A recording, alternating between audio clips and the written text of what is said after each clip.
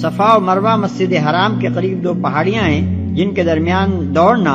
من جملہ ان مناسک کے تھا جو اللہ تعالیٰ نے حج کے لیے حضرت ابراہیم علیہ السلام کو سکھائے تھے۔ بعد میں جب مکے اور آس پاس کے تمام علاقوں میں مشرکانہ جاہلیت پھیل گئی تو صفا پر اسعاف اور مروہ پر نائلہ کے استھان بنا لیے گئے اور ان کے گرد طواف ہونے لگا۔ پھر جب نبی صلی اللہ علیہ وسلم کے ذریعے سے اسلام کی روشنی اہل عرب تک پہنچی تو مسلمانوں کے دلوں میں یہ سوال کھٹکنے لگا کہ آیا صفا و مروہ کی سعی حج کے اصلی مناسک میں سے ہے یا محض زمانہ شرک کی ایجاد ہے، اور یہ کہ اس سعی سے کہیں ہم ایک مشرکانہ فعل کے مرتکب تو نہیں ہو جائیں گے۔